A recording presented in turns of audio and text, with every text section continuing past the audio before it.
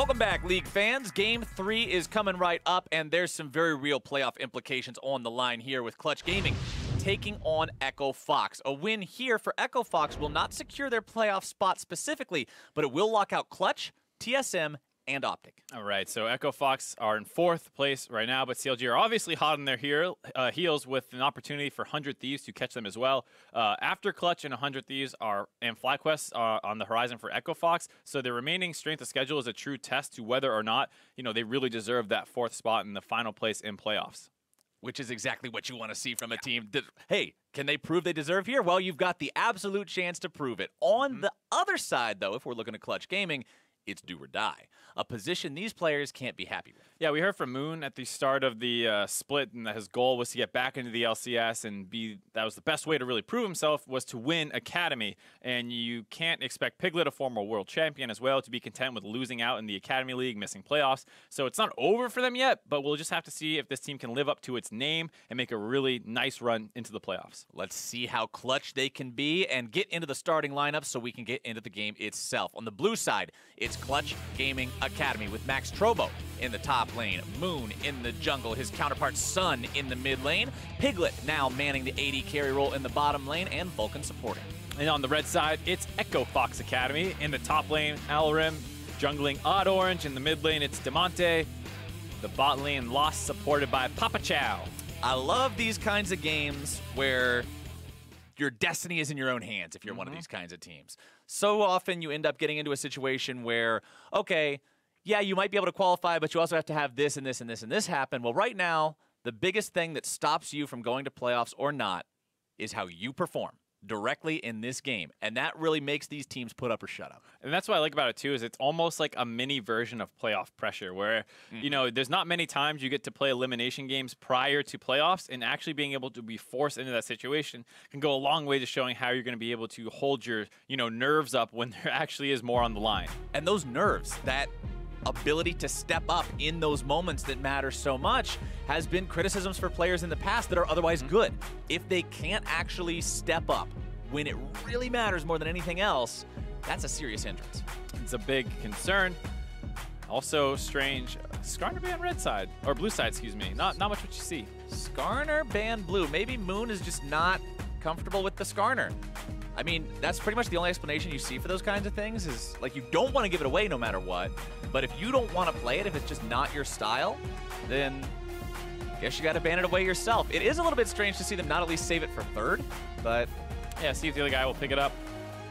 Olaf was a ban that maybe could come in before it. Who knows? Either way, a fair amount of jungle bans early on here for both teams. The Kazakhs getting banned away. I mean, Sejuani, Zach, there's still plenty of power picks available, but a big pinch down on the early game champions. Kha'Zix, Skarner, Olaf all banned away. Camille, I guess you could also consider half of a flex into the jungle. Maybe. Some people do it, yeah. Mostly a top laner, though, and then Azir and Ryze banned out from the mid lane there. Clutch Gaming picking up the Xayah for themselves first, with Rakan not banned away. This echoes back to what we talked about in game number 1, where now they're saying, okay, Echo Fox, you have to take Rakan. And the thing about Rakan is that, like we were saying, he is generally an aggressive support, wants to go in, W, knock people up, go for trades. I thought they were potentially going to combo that with Varus, because at level 6 you do get some all-in kill threat, because you can get the kind of chain CC down with the Varus ultimate into the knock-up, into the taunt, and all this stuff.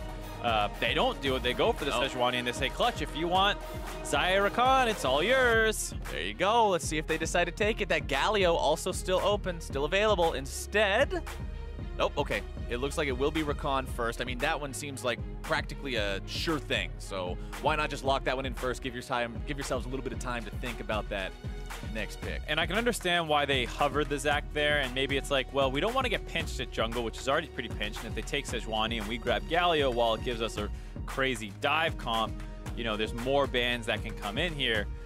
Also, Moon's Evelynn got through. Generally, okay. I always see Moon's Evelynn banned in the first round, and we keep saying, man, they keep banning this out. Is it really necessary? He's saying, yeah, it's necessary because I'll pick it. And so that's why they don't go for the Galio there. They knew the jungle pinch was probably going to come in after the Sejuani pick.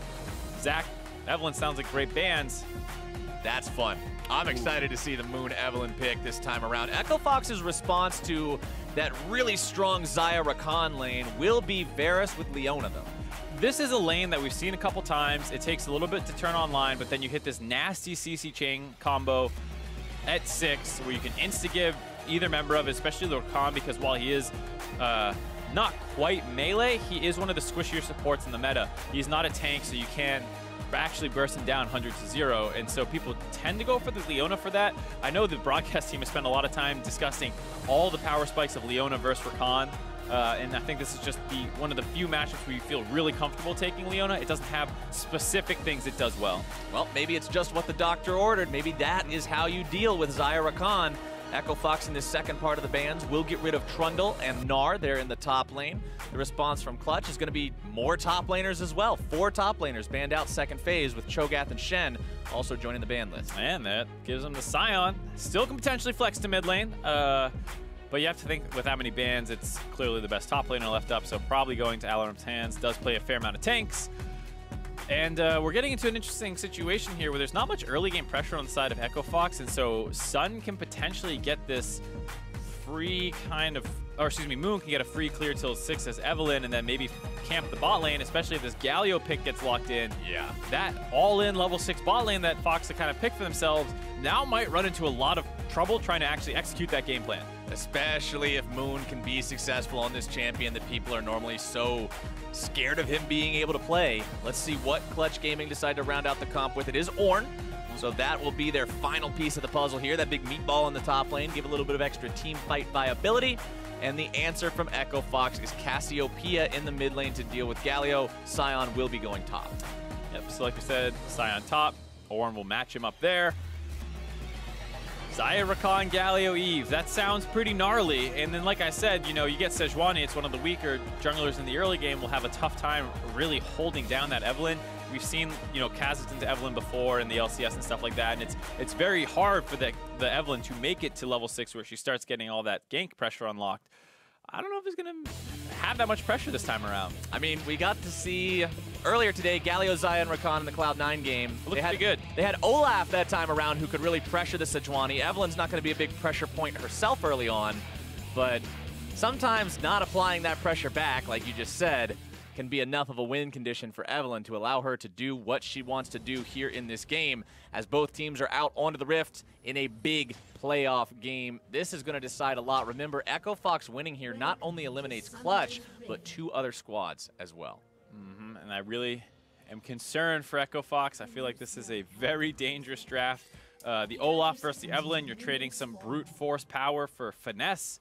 You need to look for your angles, pick your spots a little bit more. Olaf presses R and runs through everything. Yep. So maybe a little higher barrier of execution, plus the fact that Olaf's level 3 and level 2 are disgusting, whereas, like we said, Evelynn needs to power farm till 6. So it's not quite the power level of the C9 comp where it's like there's no way that they should have gotten that, but I am surprised to see the Galio not get banned out in the second phase, picked up by Sun, completing the Xayah, Galio, Rakan combo.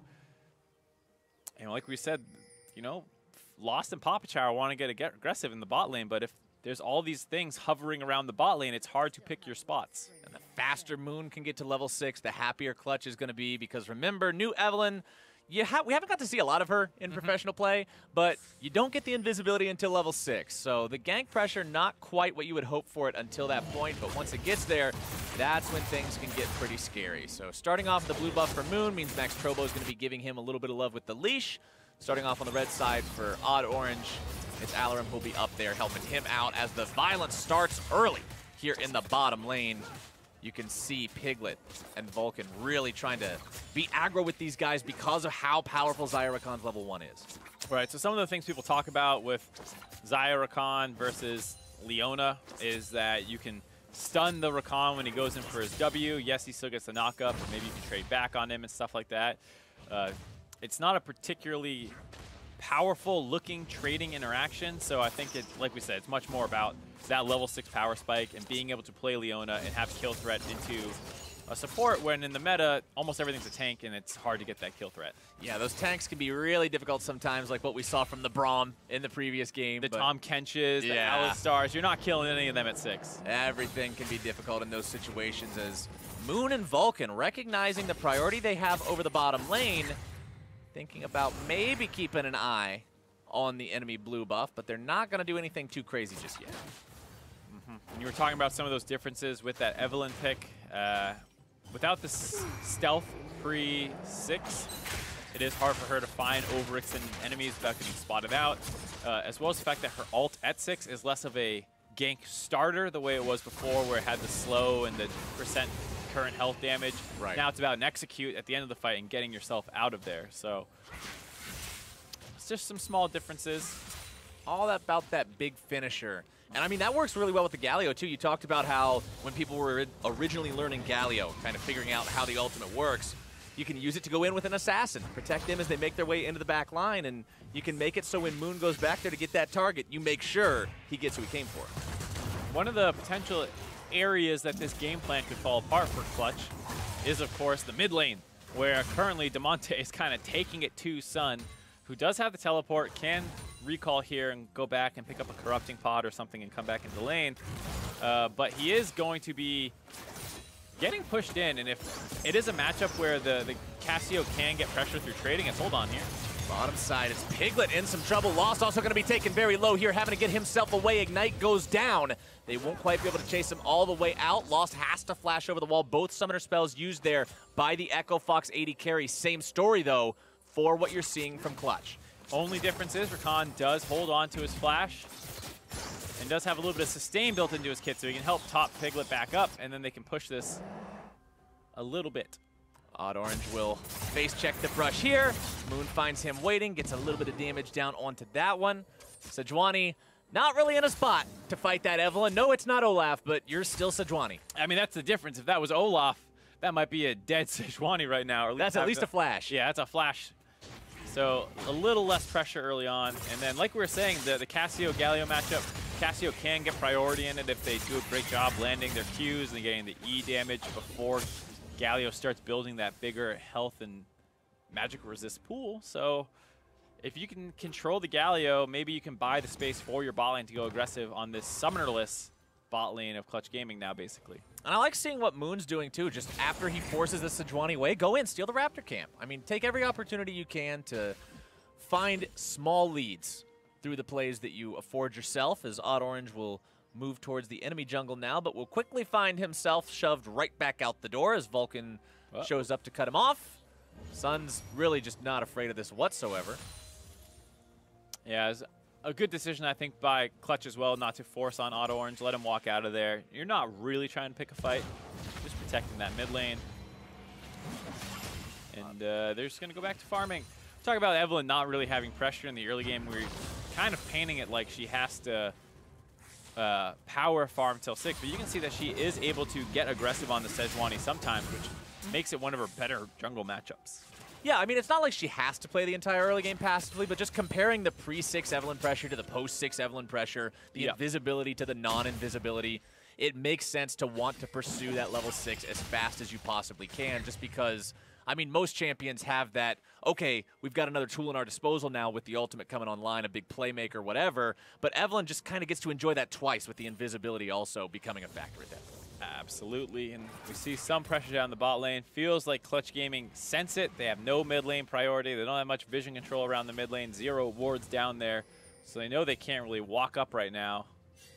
You can see Papa Chow, now Odd Orange leaving, so they knew couldn't play aggressive. Smart play by them, something that you sometimes hear Piglet getting criticized for, his over-aggressive tendencies. Not going to fall prey to him this time. Absolutely not. Going to play this one passive, play it slow. Just allow yourself to be set up for success once that chance comes a little bit later on. Moon, still only level 5, means that he can't just sneak up through the lane. I mean, that's another big thing about the invisibility, right? You can just walk up the lane if you have the chance. Creates whole new paths for ganks. That's one of the most notorious Evelynn ganks, is just walk up into somebody's brush in top or bot lane, and then you go to just to walk into a brush like you've been doing for your entire League of Legends career, and then all of a sudden there's a champion in there now. Uh-oh. But not happening just yet. Not just yet. Neither jungler finding themselves at that level 6 point, but top lane, both of them have level 6. Those are both big playmaker ultis as well. They can start fights off. Bottom side, It's Vulcan going in there onto Papa Chow, who immediately casts the Eclipse and makes it so they can't really do a whole lot else with that afterwards. Piglet losing a lot of HP there. Lost getting off a small combo. There you see the small bit of sustain Rakan can bring in. You add in the fleet footwork and some pots, and Piglet should be able to heal up and not be under too much pressure. The heals are coming up. There is the cleanse for Vulcan. They might go aggressive with Moon, now 6. Moby Boots fast around this map. Yeah, Moon will make his way into that brush. Papa Chow doesn't have the ability to see him here. Moon is all the way behind Lost now. This could be exactly what they're looking for. Your charm comes down. Vulcan going to be looking for this when the charm lands into your follow-up with the grand entrance. Piglet is rooted and stuck by the ultimate from Lost. Can't quite do anything just yet. Moon having to pop the ulti, getting himself away. But the root is down and the first blood is there. Clutch Gaming find their mark. They have to back out now. Both mid laners are coming down as well as the Sejuani coming in, but looks like they're actually still willing to fight. Piglet's still in some trouble. He gets stunned up. Nice shot there from Odd Orange, but the Galio entrance will keep the AD carry alive, if only for a moment. Odd Orange having to flash out from this one. Moon still looking to take him down. Piglet will fall. Damonte moving in now, looking to clean up multiple people if he can. Sun will clean up Papa Chow. Gets himself that kill. Now has to wander away. Vulcan wants to execute if he can here. I don't know how good that might work. Nope, it's a triple for Damonte. Whoa, boy, this game exploded, and the gold has ended up in some pretty concentrated places on the side of Echo Fox. A good play by the bot lane of Clutch Gaming goes on for what is probably a little bit too long. I like the idea here. The counter engage by Lost was good to keep Piglet away from him. Vulcan has the cleanse, but Piglet still has to walk through the tendrils, so he gets CC'd up. They eventually has to flash forward with the ultimate to get the kill onto Lost. All that's great, but you need to start backing out here. The Galio and Cassio were kind of scrapping, and the Cassio was winning that trade pretty hard. So even though he has the ult to still join in faster, the Cassio is not that far behind. And so the Sejuani comes in, locks them into the middle of this lane in this kind of skirmish, and everyone's low HP. Damonte finally shows up. He's going to grab 3 kills for himself. We talked about how the Cassio was already a bit of a problem for Sun. It felt like Damonte was playing that matchup very well. It's going to get even better now, able to finish his Archangel staff off this fight. And I like what Damonte did. He knew Vulcan had no way out. He's like, we're going to leave you here for later. You're the leftovers. Yeah, it's dessert. Dessert, exactly. Snake food. And a 3-0 Cassiopeia is a nice weapon to have ready to go as you move further into this game. Echo Fox doing well with this pick. We talked about how it was surprising to see the Galio left open. Well, maybe this was their answer for that. Maybe this was the reason, is they were like, yo, Damonte can play this Cassiopeia into the Galio. He can have 110 CS to 77 and do great with this. Yeah, I mean, it's a monstrous advantage. The goal lead is relatively close, but I can't imagine mid lane looks anything like that.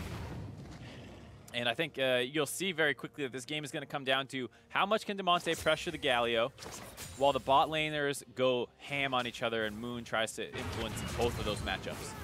Well, the initiation attempt comes out in the bottom lane, forcing the flash away from Piglet to escape the chains of corruption from Lost. So the play attempt will be shut down there by Clutch Gaming. However, Echo Fox getting that summoner spell out, that feels good. It does feel very good, but like we said, both people focusing a lot on the bot lane, and with the pressure in the mid lane, Damonte helps him grab the Infernal. Infernal Drake feels good, man. Drake #1, that's always what you want to see, and it's also going to be Drake #2 here again. So that will encourage some fighting as Moon makes his way behind enemy lines. Not quite getting himself onto that AD carry. Has to use the ulti to get back out. Alora making the TP into the fight just to make sure. There's 4 men from Echo Fox in the bottom lane. The last remaining one sticking around here mid to really put the damage into Sun's health bar. Sun just can't go anywhere near this Cassio. Yeah, I mean, that's the problem right there is Damonte clears the wave, doesn't actually need to roam, and just needs to cut Sun off from doing it. Now they're rotating mid. Oh, he almost caught him out with that ulti there in the middle of the Justice Punch, but can't quite find it. Now Odd Orange tanks a lot of damage from that tier 1 turret. Nearly goes down, but thankfully for Echo Fox, nearly is not enough to actually put the final little bit of damage into that health bar. He'll get himself away. Will get himself away, putting some attention out in the mid lane, but I don't think they want any piece of her. Okay. Cassiopeia is a big girl. Yeah. The most important thing to note from that whole exchange, despite all the summoners going down, is the teleport advantage that's for Clutch Gaming. And the fact that Cassio, with all of her pressure, might actually take mid-turret 1v1. Cassiopeia, so strong in this game. This champion is always one that comes into the conversation about lane bullies and how difficult she can be to deal with in those situations. And man, getting off to a 3-0 start especially in a world where we touched on it very briefly in the previous game about the AP atomization changes. And the big winners in the AP atomization changes feel like Archangel staff users because the item is so powerful now. And Cassiopeia is that to a T. That was the thing before. She definitely needs a massive mana pool to spam out all of her spells. The thing was, there was no way previously of getting a big mana pool and getting cooldown reduction and potentially some defensive stuff. You did have to go the tier, and then you would often go Lost Chapter. Now you just go Archangels, you get all that together. Huge single item power spike for her, and then she can just keep building more and more damage. And as that damage continues to pile up, Echo Fox will continue to pile on here to the mid lane tier 1 turret. The counterattack comes out from Clutch Gaming, looking to stop this one. They've got the Ornn ulti coming in now as he makes the flank through the TP. Papa Chow having to retreat from this one. Max Trovo going to be the target, but the Galio ult will keep him safe and sound. Odd Orange there on the front line. 3-man taunt coming out from Sun. Moon grabbing himself the first kill of the fight, as now Papa Chow goes right back in and gets shot right back down. It's a 2-for-1 so far, but the counterattack from Echo Fox is very real. They've still got the damage from Damonte. The slam from the Scion will not connect. And now it's Clutch Gaming, who have found themselves in a victorious fight, but are still looking to hold the line on the tier 1. Reinitiation from Vulcan, finding his way on to Lost, as the Miasma comes down to finally stop the fight. A little touch and go there, and Echo Fox do lose out trying to finish that turret off. The teleport from Max Trovo brought him in behind, but didn't really get a great target for his ultimate. So Cassio was able to kite off to the left side. They burned down and trade some frontline members. And after all that, Echo Fox, despite losing in kills, has enough pressure that the Cassio can finish this turret off. Good decision not to get over greedy there. Wait for them to kind of leave so you're not in a 4v3 before resuming that pressure. The turret's so low, you're going to get it anyways. Let's take one more look at how it all went down. And there you see the slow mist, so you cannot follow up on the Cassio. That's the target that you want. And afterwards, Max Trovo was just like, all right, I gotta get out of here. And does find a re-engage option onto the Sejuani. So they're able to kill them. They kite it back out. Papa Chow ends up a little bit too far forward. Alarim not really able to join in there. But this whole time, you haven't dealt with the big snake in the mid lane. So Cassio's just putting out tons of damage. They disengage. They take the mid turret. Game's still very close, but Echo Fox still in the lead. Echo Fox fighting well as a team around this Cassiopeia, which is kind of the name of the game at this point, it feels like. You got to play around Damonte, who's really just turning this into his own type of a show. I like the Abyssal Mask pickup on the Scion to further increase the damage Cassio is going to be doing, as well as helping out some of that AP damage you'll be getting from the Varus as well. Moon hangs around the mid lane, constantly lurking. 2, 1, and 3 on this Evelynn. He's already got his jungle item completed, working on that Sheen now. This guy's pretty scared. And there, Cassio just goes out and basically outright buys the Liandry's. Hadn't gone back to base for a while, was out so long that her Archangels actually turned into Seraph, so I was waiting to see what she'd pick up. No surprise to go with the Liandry's. Great item on her, giving it a little bit more defense. She's always in combat. Lots of tanks for her to focus down this game as well, so we'll definitely get the most out of that Madden. What is it, maddening?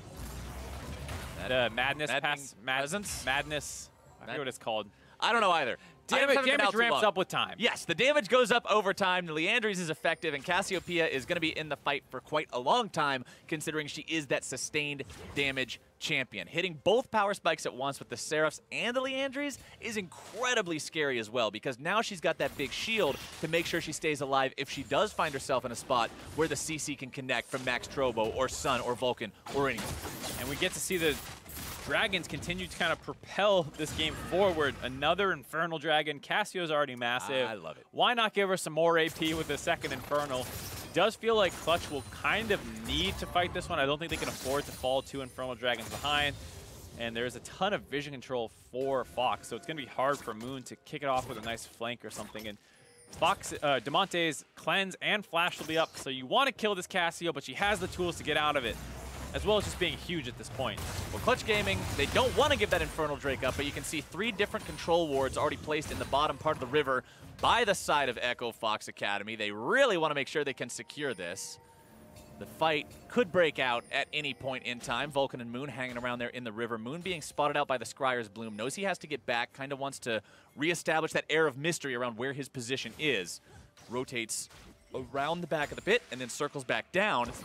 If he can get a jump on somebody, that's the big key right here. You want to see this Evelynn that has 100% kill participation continue that and continue to make these plays. Odd Orange thinking about coming around from behind here, But I think if you're Echo Fox, Mark, you got to be so careful about trying a play that doesn't have Cassiopeia in it, since she's so much of what this team is. Well, I think something you can look to do is potentially bait out the Clutch Gaming engage, because your backline with the Cassio, how big she is now, is way stronger. So if you start something off, know the Galio's coming in, and just look to disengage to bait that, or hell, why not just take it for free? Just take the Infernal Drake. Sometimes you go for that flex and you dare them to come up, and they're just like, nope, not accepting the dare.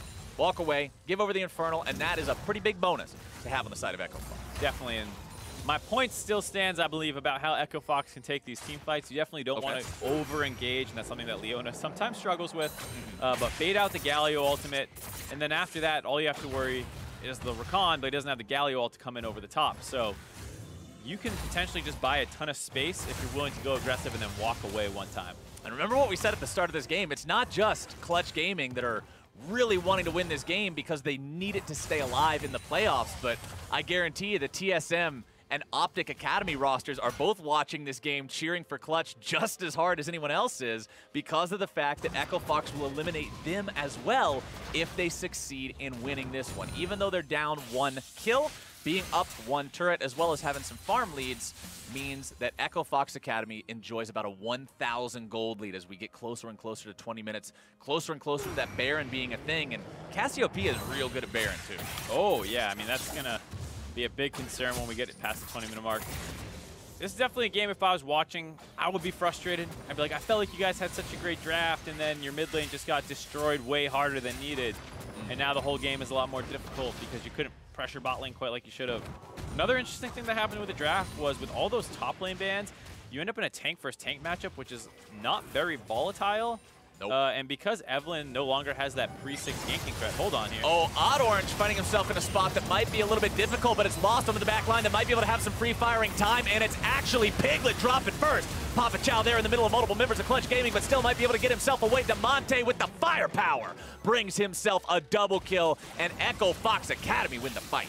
Another fight picked on Echo Fox's terms, and Damonte is completely unfocused during the fight. She's always just being able to melt anyone down. With how far ahead she is in this game, a tank is not a tank to her. It's just another squishy to burn through. Damonte is absolutely wrecking this game. 5-0 and 2 100% KP.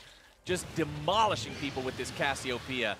3 for 0 in that fight for Echo Fox means Clutch Gaming just loses yet another bit of that grip on this game, and you can only do that so many times, Mark, before eventually you find yourself in a spot where you're just praying for a misplay from your opponent. It's basically getting to that point now. 5,000 gold lead. If you ever do find Damonte and can kill him, then great, you can potentially win this fight. But you need to actually start going on to them. Here, they open up onto Oddorange. They drop a lot of their CC and crowd combo down onto him. And then Piglet's just caught out of position and gets popped instantly. Damonte now focuses down the Sun. He's going to die. And it's just, you obviously need to go onto the Sejuani. You can't ignore her, but maybe you don't drop the Rakan ultimate. Maybe you hold on to that until maybe Damonte shows himself. You need to find ways to get onto Damonte. He does have all his summoners. The first attempt might not work, but oh, that feels bad. Very, very unlucky for Echo Fox there. Thankful if you're the side of Clutch Gaming, but it is a little surprising to see that they went for a double turret take. They took top outer and mid inner instead of just going for the Baron. I mean, they'll probably be able to get it anyways, so I'm not going to say it's 100% wrong, but felt like that would have been a better use of their time.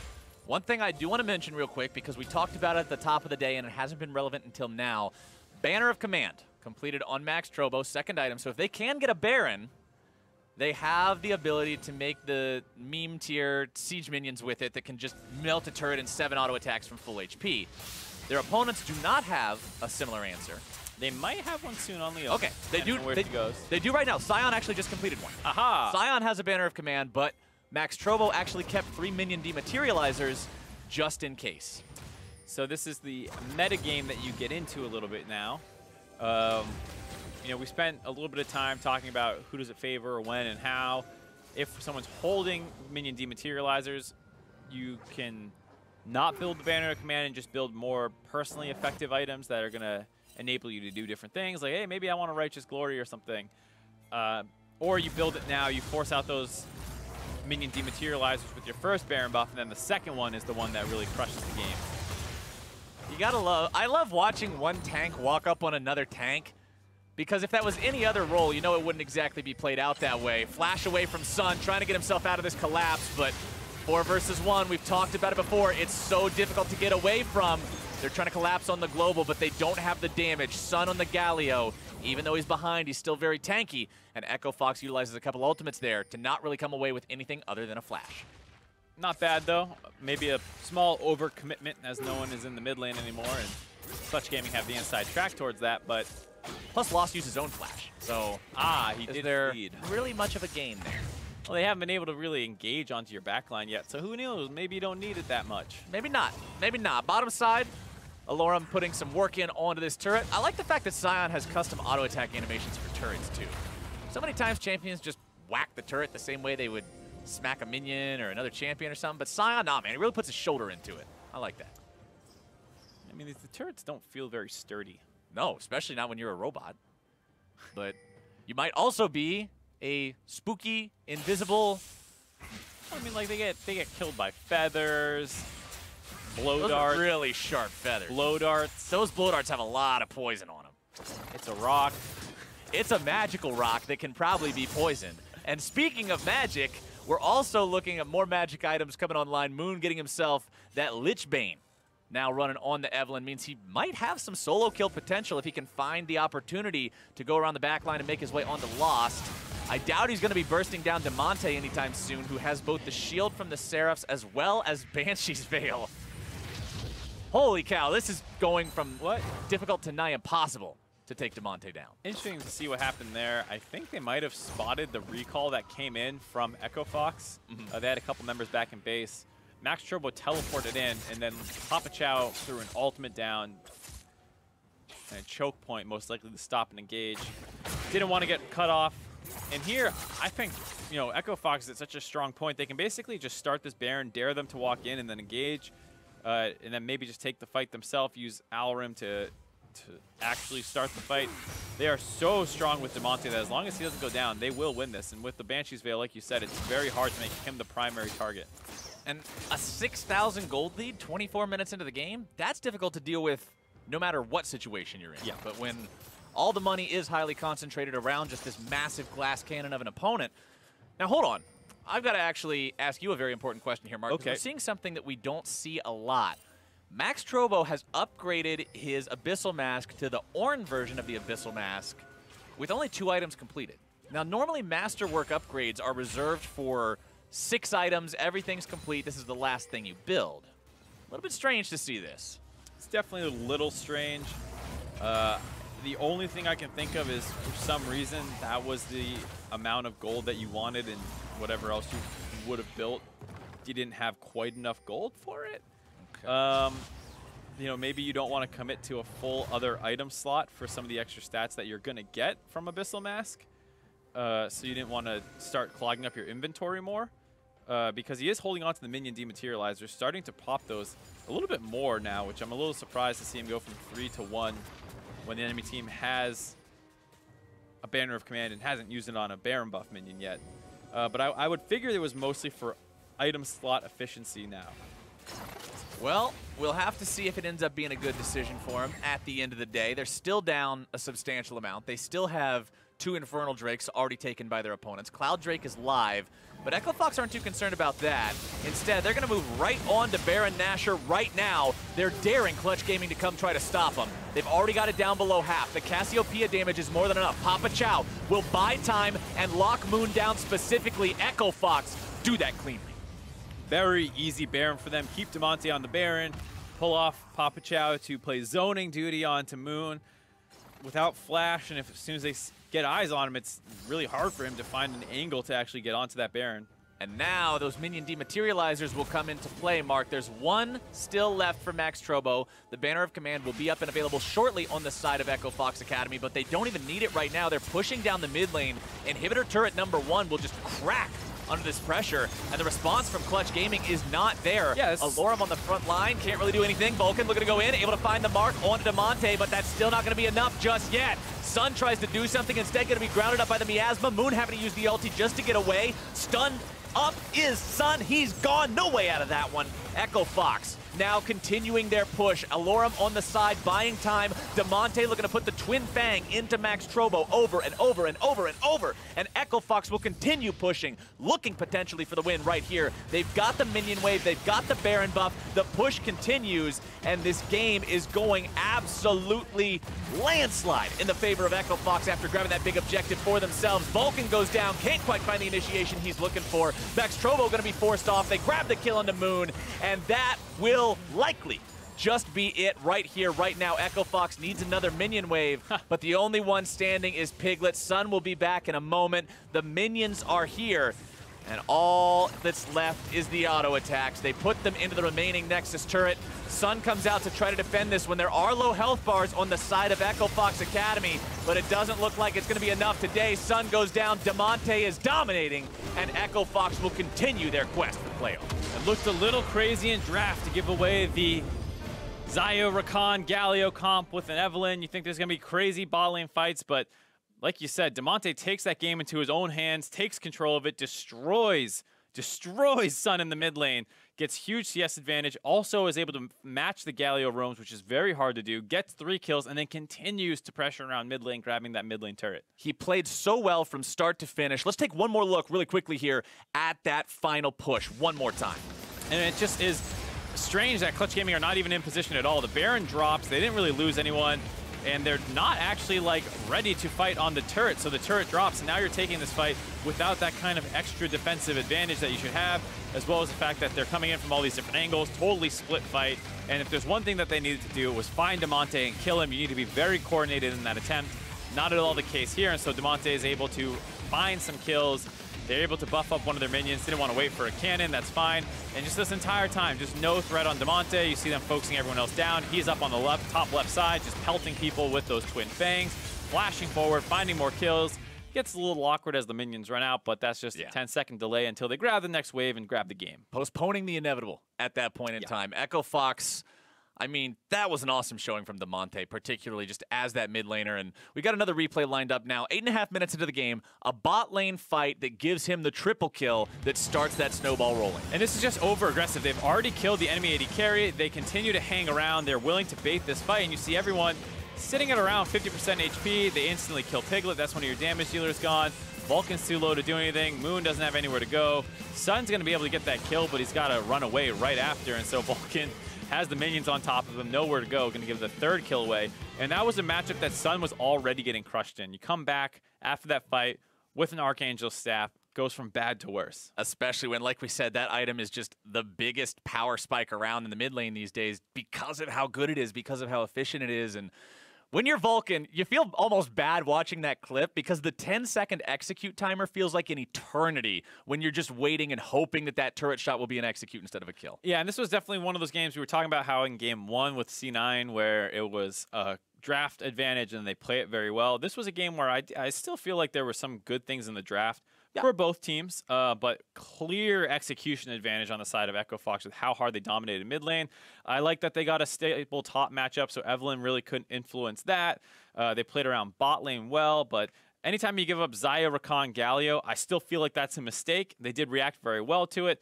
Leona and Varus is a nice counter pick, but when the enemy team has Evelynn as well, it's getting so dicey there. It's like, why don't you take a bit more stable of a game that's not going to completely explode around bot lane, but hey, you know, hats off to Damonte for controlling that entire game. We had questions about the draft. Echo Fox had answers. And those answers ultimately also ended the playoff hopes of Clutch Gaming Academy, of TSM Academy, and of Optic Gaming Academy. That's 3 for the price of 1 as Echo Fox continues. Game 3 is coming up next. Actually, that was Game 3 at the end of the day, but it's Game 4 coming up next. I apologize. We'll have to relearn how to count here, but when we return, it's TLA versus TSM Academy. Don't you go anywhere. You're watching the North American Academy League.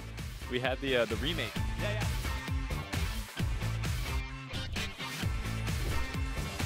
Piglet will fall. Damonte moving in now, looking to clean up multiple people if he can. Sun will clean up Papa Chow. Vulcan wants to execute if he can here. I don't know how good that might work. Nope! Three-man taunt coming out from Sun. Moon grabbed himself the first kill of the fight, as now Papa Chow goes right back in and gets shot right back down. And it's actually Piglet dropping first. Papa Chow there in the middle of multiple members of Clutch Gaming, but still might be able to get himself away. Damonte with the firepower. Vulcan goes down, can't quite find the initiation he's looking for. Vex Trovo gonna be forced off. They grab the kill onto Moon.